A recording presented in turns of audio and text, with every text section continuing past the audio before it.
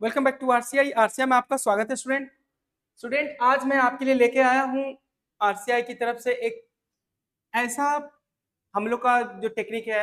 आज मैं आपको पहला चैप्टर पढ़ा रहा हूँ बिहार बोर्ड के लिए। इंग्लिश का है Indian civilization and culture. Basically मैं कर क्या रहा हूँ, अभी तक जो भी आपने वीडियो देखा होगा ऑनलाइन पे उसमें और इसमें थोड़ा सा अंतर होगा। मैं आपको ज़्यादा पढ़ाने की कोशिश बिल्कुल नहीं करूँगा। मुझे लेंदी बिल्कुल नहीं पढ़ाना है, मुझे पॉइंट टू पॉइंट पढ़ाना है।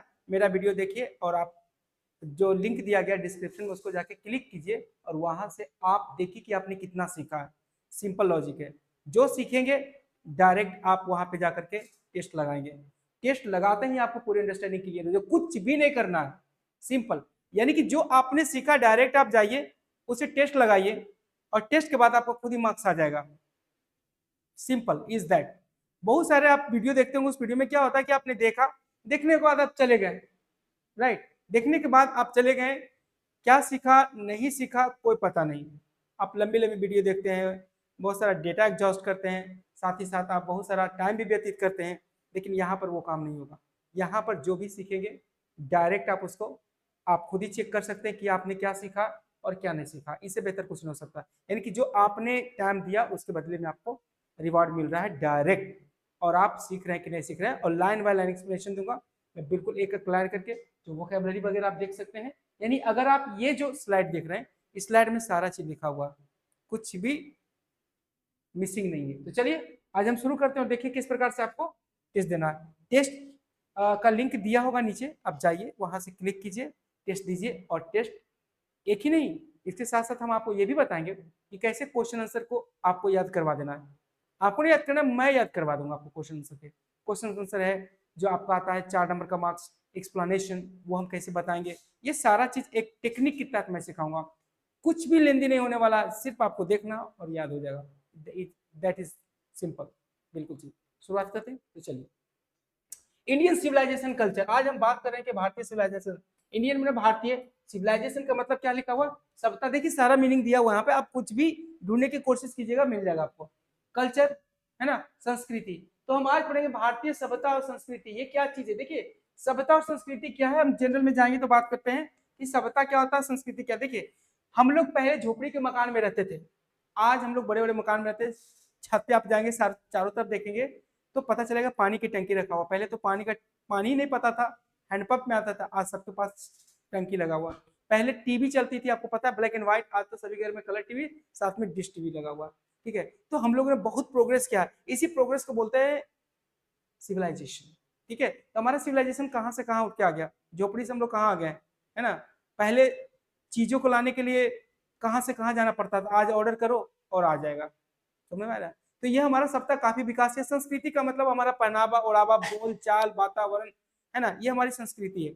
जैसे सवेरे उठ करके पैर छूना माँ पिता की, हमारी संस्कृति।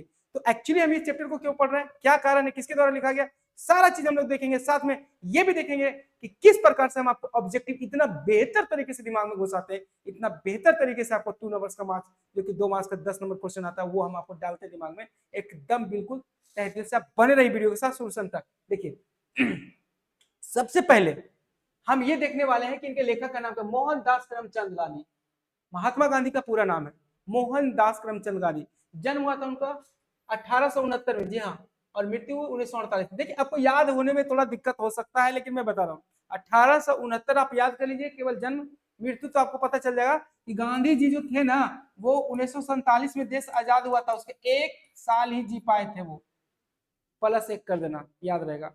मतलब आपको आजादी तो ले ली लेकिन भोग नहीं पाए, 1 साल ही रहे। क्लियर समझ रहा है, तो आजादी के 1 साल बाद ही वो डेथ कर गए। क्लियर, कैसे मारे गए ये सब कुछ हम जानेंगे। क्लियर, तो बने रहिए। देखिए तो उनका पूरा नाम क्या था, मोहनदास करमचंद गांधी। क्लियर है, क्लियर, क्या नाम है, मोहनदास करमचंद गांधी। कहते popularly known as, popularly known as का मतलब होता है ना, पॉपुलरली नोन एज का मतलब होता है कि पॉपुलर मैंने होता है फेमस, नोन एज का मतलब होता है जाने जाते हैं। मतलब लोगों के बीच में किसी नाम से जाना जाता है। जैसे हम कोई छोटू उसको बोलते हैं मोटू, है ना, छोटू मोटू, तो वो पॉपुलरली नोन एज मोटू। आप जाते समय लेकर वो छोटू है तो छोटू ने उसको मोटू बोलते हैं, यानी कि he is popularly known as Motu. तो गांधी जी ठीक उसी प्रकार से पॉपुलरली नोन एज, मतलब पॉपुलरली नोन एज मैंने क्या हुआ, नोन एज बापू। वो बापू के नाम से जाने जाते थे। किस नाम से जाने जाते थे, याद रहेगा बापू के नाम से। पूरा नाम मोहनदास करमचंद गांधी। जन्म इतना, मृत्यु इतना। क्लियर है? कैसे जाने जाते थे? पॉपुलरली नोन एज बापू, है ना। उनको एक और नाम था, दो नाम, द फादर ऑफ नेशन, याद रहेगा। और क्या नाम था? दो नाम से, बापू और father of nation. Father of nation का मतलब क्या होता है? राष्ट्रपिता। तो दो नाम से जाने जाते थे, बापू या राष्ट्र के पिता भी हम बोल सकते हैं। कौन? महात्मा गांधी। ठीक है, आगे देखते हैं। कहते वाज मोर स्पिरिचुअल लीडर, वो एक ज्यादा, मोर, मोर मैंने ज्यादा, वो ज्यादा स्पिरिचुअल लीडर थे। देखो लीडर का मतलब होता है वो आदमी जो स्टेज पे जाता है, भाषण देता है और अपने पक्ष में वोट मांगता है या देश को लीड करता है, जैसे नरेंद्र मोदी हमारे हुए। तो लीडर का मतलब ये हुआ कि वो लीड करता है किसी भी चीज को, देश को लीड करता है, वो लीडर है देश का। ठीक है, तो लीडर थे वो, लेकिन वो आज के लीडर नहीं थे। वो कैसा लीडर थे? स्पिरिचुअल लीडर थे। और स्पिरिचुअल लीडर क्या होता है? वैसा लीडर जो भगवान में ज्यादा विश्वास करता है, सच्चाई में ज्यादा विश्वास करता है, झूठ बेईमान वाली चीजों में विश्वास नहीं करता है। ऐसे लीडर को बोलते हैं स्पिरिचुअल लीडर, जो आत्मा से जुड़ा हुआ, परमात्मा से जुड़ा हुआ, मतलब झूठ नहीं बोलना, सत्य अहिंसा का पालन करना, जैसा कि आप जानते हैं। ऐसे लीडर को बोलते हैं मोर स्पिरिचुअल देन लीडर। पॉलिटिशियन मैंने पॉलिटिक्स तो करते थे, वो वोट मांगते थे, लेकिन उनमें जो ज्यादा गुण था वो स्पिरिचुअल लीडर का था। यानी अगर वो स्टेज पे पहुंच गए और कुछ बोलना हो तो वो भगवान की बातें ज्यादा करते थे, सत्य की बातें ज्यादा करते थे, अहिंसा की बातें ज्यादा करते थे, बशर्ते कि लोग उनको देते। गांधी जी वोट वो मांग लीजिए, तरीक से आए हैं वोट मांगने के लिए, आप मतलब कि आप स्पिरिचुअल गुरु बन गए, वोट मांग लीजिए, वोट वो नहीं मिलेगा, टाइम हो गया उठने वाला है, अच्छा अच्छा वोट भी कर दीजिएगा। समझ में आया? यानी है वो पॉलिटिशियन लेकिन काम करते हैं स्पिरिचुअल लीडर का। कौन? महात्मा गांधी। क्लियर है? He successfully use the truth and non violence. उन्होंने दो चीज का यूज किया था, याद रहेगा? कितने चीज का? मैं बता रहा हूँ फिर से, ऑब्जेक्टिव में होगा। अब आप मारिए, देखिए कि कितना समझ में आया। देखिए स्टूडेंट, पढ़ना तो सबको आता है, वीडियो भी देखना सबको आता है भाई, तुम जब तक उसको यूज नहीं करोगे उस नॉलेज का जो तुमने सीखा है, वो नॉलेज रहने ही वाला नहीं है। यही तो सबसे बड़ी दिक्कत है ना। आप कितना कुछ कर लो, जब तक उसका यूज नहीं है वो जंग लग जाएगा। एक चाकू भी रख दोगे जंग लग जाएगा, तो उसका क्या फायदा? जब जब तुम देख रहे हो तो उसको फिर टेस्ट लगाओ, टेस्ट लगाने में ही फायदा है, कुछ नहीं है। 2 मिनट लगेगा आपको, मैंने जो बता दिया है वो दिमाग में फिक्स है, जाओ ठक ठक ठक ठक लग गया, खत्म हो गया। आत्मा को संतुष्टि मिलती है यार कि मैंने पढ़ा ना, वो मैंने किया। तुम पढ़ रहे हो किसी किसी कार्य के लिए पढ़ रहे हो, तुम पढ़ रहे हो किसी चीज को पाने के लिए पढ़ रहे हो, तुम पढ़ रहे हो अच्छे मार्क्स पाने के लिए, वो आएगा कैसे? उसका नियम होता है, नियम को पालन नहीं करोगे तो फिर कैसे होगा? तो कुछ भी नहीं होगा, है ना। अब तुम सोचो कि मैं जिंदा रहना, खाना नहीं खाना, बस नियम तो है नहीं वो, समझ सकते हो ना। बस बिल्कुल संतुष्टि से काम लो, जाके टेस्ट लगा दो। 2 मिनट लगेगा, सिर्फ 2 मिनट, ओनली एवरी 2 मिनट्स लगेंगे। 2 मिनट्स में सारे के सारे आपके दिमाग में होंगे और यही काम आएगा आपके एग्जाम में। चलिए ठीक है, तो बता रहा है कि ही सक्सेसफुली यूज, उन्होंने सफलतापूर्वक यूज किया। किसने? महात्मा गांधी ने। किसको यूज किया? एक सच्चाई को, दूसरा नॉन वायलेंस को। दो वेपन थे महात्मा गांधी के, सच्चाई और नॉन वायलेंस का मतलब क्या था? अहिंसा, नो लड़ाई, नो झगड़ा, नो खून खराबा। कैसे रूप में यूज किया? एज ए चीफ वेपन, मुख्य औजार के रूप में। यानी गांधी जी का मुख्य औजार क्या था? जैसे एक टीचर का औजार था पेन, पेन रखे जाता है कि टीचर है पेन नहीं रखते हैं, आपका औजार ही गायब है ना। तो ये कह रहा है कि उनके पास दो औजार थे, सत्य और अहिंसा, जिसको मुख्य रूप के वेपन में, है ना। चीफ माने क्या होता है? नॉन वायलेंस, है ना। चीफ मुख्य, मुख्य औजार के रूप में यूज किया। किसके विरुद्ध? Against British rule. यानी भारत में जो ब्रिटिश रूल था ना, इंडिया में अंग्रेजों का शासन, उसके विरुद्ध उन्होंने यूज किया। भैया अगर कोई दुश्मन आ गया तो दुश्मन के विरुद्ध औजार चलाना ही पड़ेगा। गांधी जी ने 2000 का युद्ध किया, सत्य और अहिंसा को। किसके विरुद्ध? ब्रिटिश रूल इंडिया में जो था। और help India gain independence, Bharat को स्वतंत्रता दिला दिया, इसने काम किया था गांधी जी ने। क्लियर? तो हम लोग एक जल्दी से चलते हैं। चैप्टर का नाम क्या है? इंडियन सिविलाइजेशन कल्चर, है ना। लिखे कौन है? मोहनदास करमचंद गांधी, जो कि उनका पूरा नाम है। जन्म 1848, मृत्यु 1869, मृत्यु 1948, एक साल बाद आजादी के। पॉपुलरली नोन एज बापू और राष्ट्रपिता, द फादर ऑफ नेशन। क्या थे? More spiritual leader than politician, politician ज्यादा स्पिरिचुअल लीडर थे।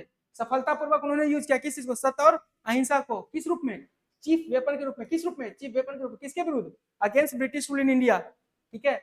और किसको मदद किया? Help India gain independence. I hope कि ये क्लियर होगा आपको। ठीक है, ज्यादा संपर्क के लिए आप इस नंबर पे करेंगे कांटेक्ट, अगर आपको और भी टेस्ट से संबंधित और भी गहराई से कुछ जानना हो तो। ठीक है, क्योंकि हम लोग इसके लिए दिन रात मेहनत कर रहे हैं। देखिए ये हमारा इसमें ये बताया कि किस प्रकार से भारत भिन्न भिन्न चीजों का है जिसको हमने एक करके गांधी जी ने किया। हर एक प्रकार के लोग हैं, हर एक प्रकार की जनजाति है, हर एक प्रकार के सिविलाइजेशन है हमारे देश में। ये सारा ब्रिटिश रूल के बारे में दिया गया है। चलिए आगे देखते हैं, हमारी आजादी के बारे में है ये, जो कि गांधी जी ने हमें मदद किया था उस आजादी को पाने में। क्लियर है स्टूडेंट? चलिए हमारा पैराग्राफ नंबर 2, मतलब अभी इंट्रोडक्शन ही है। देखिए कहा जा रहा है Gandhi ji he completely dominated Indian politics. Dominated का मतलब देखिए क्या होता है, प्रभुत्व जमाया, प्रभाव डाला। गांधी जी ने पूरी तरह से एकदम छा गए, प्रभाव डाल दिए। किसके ऊपर? किसके ऊपर डाला भाई? डोमिनेटेड इंडियन पॉलिटिक्स, जिसको हम बोले डोमिनेटेड का मतलब होता है एकदम बिल्कुल छा गए। डोमिनेटेड मैंने छा गए। विराट कोहली जब भी अभी जीता चैंपियंस ट्रॉफी तो पाकिस्तान में पूरे वर्ल्ड में छा गए। पाकिस्तान के लोग तो बोलता है कि विराट कोहली सब कुछ करता है, तो छा गए। बल्कि जब ज्यादा मैच में कुछ नहीं किया, बस एक दो में मार दिया, बस खा के पाकिस्तान वाले में मार देता है तो पाकिस्तान वाला हार जाता है उससे। यानी कि क्या किया उसने? पाकिस्तान को डोमिनेट कर दिया। किसने? विराट कोहली में। डोमिनेट का मतलब होता है देखो प्रभाव डालना, मतलब अपना छाप छोड़ देना। तो महात्मा गांधी ने पूरी तरह से छाप छोड़ दिया किसके ऊपर? इंडियन पॉलिटिक्स के ऊपर। और वो मर गए। ही डाइड किसके हाथ से? At the hand of phonetic. किसके हाथ से? At the hand of phonetic, एक सनकी के हाथ से। कब मरे? ऑन 30 जनवरी 1948। आ गया ना, 30 जनवरी 1948 को मर गए। उन्होंने क्या लिखा? ही ऑटोबायोग्राफी, उनका खुद का स्वयं पे लिखा हुआ किताब जो अपने जीवन के बारे में होता है। His autobiography my experiment with the truth. याद रखिएगा उनके बायोग्राफी का नाम क्या है? My experiment with the truth. याद रखिएगा, ऑब्जेक्टिव में आता ही आता है। उनके बायोग्राफी का नाम क्या है? बताइए बताइए। बिल्कुल सही, experiment with the truth and the number numerous article. Numerous मैंने असंख्य, गिनती से ज्यादा असंख्य आर्टिकल उन्होंने लिखा। दैट जो he wrote for young India, उन्होंने जवान भारत के लिए लिखा। किसके लिए लिखा? यंग इंडिया के लिए लिखा, है ना। यंग इंडिया एक पत्रिका थी, उसके लिए लिखा गया। एंड दिस स्पीच, और उन्होंने स्पीच भी दिया। किसने? महात्मा गांधी ने क्या दिया? स्पीच भी दिया। That he deliver on different occasion, और अलग अलग ओकेजन पे भी, है ना। कभी छठ पे, कभी दीपावली पे, कभी कुछ पे, कभी कुछ पे, अलग अलग अवसरों पे उन्होंने डिलीवर किया स्पीच। मतलब केवल नहीं लिखा आर्टिकल, बल्कि स्पीच भी दिया। किसने? महात्मा गांधी ने, क्योंकि लीडर थे ना। लीडर स्पीच देता है देता। कहता reveal him not only as original thinker but also great master of chess. कहता है कि उन्होंने जो पत्रिका में लिखा, उन्होंने जो स्टेज पे आके स्पीच दिया, ये सारा चीज उनको रिवील कर दिया, मैंने खोल के बता दी कि गांधी जी है क्या, है ना। ये चीज रिवील कर दिया कि वो न केवल ओरिजिनल थिंकर है। ओरिजिनल मैंने सच्चा, थिंकर मैंने सोचक, मैंने जो सोचते हैं वही करते हैं, उसको बोलते हैं ओरिजिनल थिंकर। तो न केवल ओरिजिनल थिंकर थे but also great master of the chess. Great master of the chess का मतलब होता है, मास्टर मैंने विशेषज्ञ, माहिर, चेस्ट का मतलब पवित्र, है ना।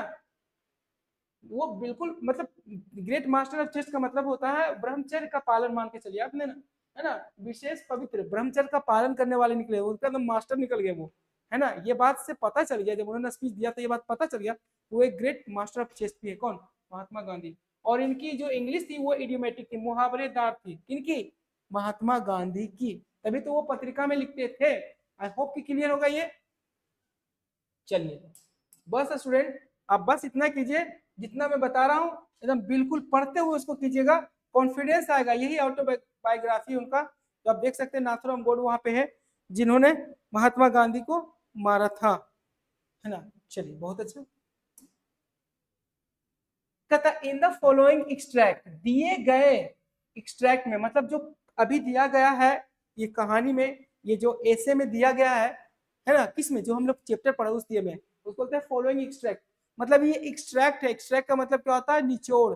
मतलब कि 10 किताबों का एक पैराग्राफ, एक मतलब समझ सकते हैं समरी। जैसे कोई मूवी देखते हैं और आकर के कोई कहानी बोलता है तो 2 मिनट में सुना देते हैं कि ऐसे ऐसे कहानी है, उसको बोलते हैं एक्सट्रैक्ट। मेन जैसे दूध में जो निकलता है ना हमारा क्रीम, वो एक्सट्रैक्ट होता है दूध का।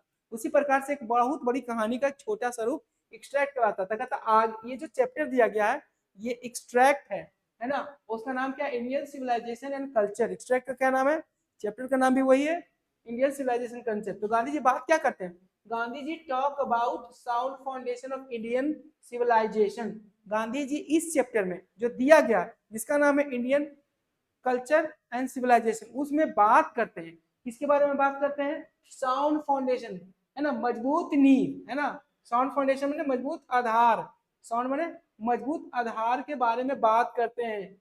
वो आधार किसका? ऑफ इंडियन सिविलाइजेशन, भारतीय सभ्यता का वो मजबूत नींव है, जिसके बारे में गांधी जी बात करते हैं। कहाँ पे? इस चैप्टर में, ठीक है। बीच है successfully withstood the passage of time, कहता कि ये जो मजबूत नींव है किसका? भारत का, भारतीय सभ्यता का मजबूत नींव है, जिसके बारे में गांधी जी बात करते हैं। कहाँ पे? इस चैप्टर में, है ना। तो कहता है वो जो नींव है, मजबूत नींव है भारतीय सत्ता का, बीच है सक्सेसफुली विथस्टूड, जिसने सफलतापूर्वक सह लिया।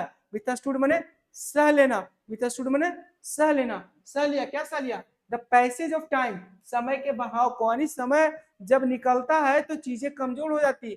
एक पुराना घर देखो जो 50 साल का है, देखो एक नया घर देखो तो मजबूत नया वाला होगा, पुराना वाला कमजोर हो जाएगा, क्योंकि वो पैसे उसको कोई छूने नहीं आता, कुछ करने नहीं आता, लेकिन फिर भी समय के साथ साथ वो कमजोर होता जाता है। लेकिन भारत की सत्ता इतनी मजबूत है कि समय के बहाव के साथ साथ वो सह लिया, मतलब अभी भी मजबूत है, वो कमजोर नहीं हुआ है ना।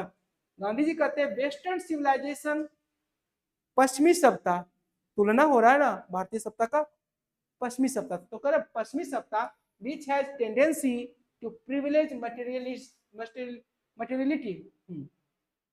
कहता पश्चिमी सत्ता जिसको टेंडेंसी होती है, टेंडेंसी का मतलब क्या होता है? विशेषाधिकार, सॉरी प्रवृत्ति, टेंडेंसी का मतलब क्या होता है? प्रवृत्ति, है ना। चोर की प्रवृत्ति चोरी करना होता है, खैनी खाने वाले की प्रवृत्ति वो कहीं भी खाएगा, कितना भी वादा करेगा खा ही लेगा वो, है ना। पीने वाले की प्रवृत्ति होती है वो कहीं ना कहीं मंगा के कहीं से करके जुगाड़ करके किसी भी एरिया में जाकर पी लेगा, उसकी टेंडेंसी होती है। टेंडेंसी में प्रवृत्ति मतलब वो करके ही रहेगा, मानेगा नहीं, ठीक है। आदत जिसको बोलते हैं, लत। तो कह रहा है कि वेस्टर्न सिविलाइजेशन की एक टेंडेंसी होती है क्या करना? टू प्रिविलेज मटेरियलिटी, यानी विशेषाधिकार देना। मटेरियलिटी का मतलब क्या होता है ना। मटेरियलिटी का मतलब होता है, मैं बताता हूं आपको, है ना, भोग विलास। मटेरियलिटी मैंने भोग विलासिता, है ना। तो कह रहा है कि वो भोग विलासिता को सबसे ज्यादा विशेषाधिकार देता है। कौन देता है? पश्चिमी सभ्यता, इंडियन सभ्यता नहीं। इंडियन सभ्यता क्या करता है? कहता है कि वो जो पश्चिमी सभ्यता है वो भोग विलासिता को ज्यादा अधिकार देता है, और उसके पास हिम्मत नहीं को मैच कर सके किसके साथ? इंडियन सिविलाइजेशन के साथ, जिसका फाउंडेशन मजबूत है। और क्या करता है? जो इलिवेट द मोरल बीइंग, जो मोरल बीइंग को इलिवेट करता है। मोरल का मतलब क्या होता है बाबू? मोरल का मतलब होता है नैतिकता। मोरल बीइंग का मतलब होता है नैतिकता, नैतिकता। तो वो नैतिकता को एलिवेट करता है, एलिवेट मैंने उठाना, तो नैतिकता को क्या करता है? एलिवेट करता। कौन? भारतीय सभ्यता, भारतीय सिविलाइजेशन जो कि मजबूत है गांधी जी के अनुसार, ठीक है।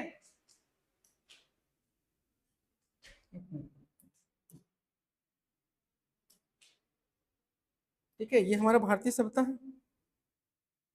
चलिए, तो इस प्रकार से आज हम आपको इतना बताए हैं, ज्यादा बिल्कुल नहीं बताना है। और ये सारे के जितना मैंने पढ़ाया उसके बेस पे आपको 10 क्वेश्चन में दे रहा हूँ, ठीक है। ओनली 10 क्वेश्चन में दे रहा हूँ, ऑब्जेक्टिव है हमारा।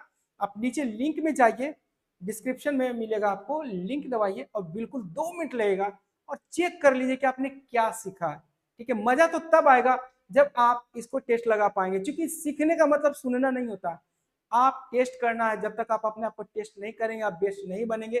कोई ना बना है ना बनेगा, ठीक है। तो टेस्ट करके ही आप बेस्ट बनेंगे। हमने डिजाइन ही किया है बेस्ट बनने के लिए आपको, और ये बेस्ट तभी आप बनेंगे जब आप टेस्ट देंगे, ठीक है। बिल्कुल 2 मिनट लगेगा, 2 से भी कम लगेगा। अब जाइए वहां, बस टेस्ट करके क्लिक मारिए, नंबर आपके पास पहुंच जाएगा, पूरा डिजाइन किया हुआ बेहतर तरीके से, आप खुश हो जाएंगे। और साथ ही साथ अब और भी चाहते हैं तो कमेंट कीजिए। फिलहाल मैं यही रोकूंगा और कल मैं फिर मिलता हूं अगले स्लाइड के साथ, और अगले आगे का इंडियन कल्चर और सिविलाइजेशन के साथ में हम आपको ऑब्जेक्टिव भी देंगे। तो हमारे साथ साथ यही करना है, जो पढ़ना है टेस्ट वही लगाना है, फिर घर से जाना, बिल्कुल क्लियर रहेगा। और जब लगाएंगे तो आप आगे भी क्वेश्चन इसका भी पाएंगे, यानी कि आपको परफेक्ट तैयारी होने वाली है, किसी भी प्रकार से कोई भी कमी नहीं छोड़ने वाले हम लोग। और साथ ही आपके कमेंट का इंतजार भी रहेगा। Thank you very much.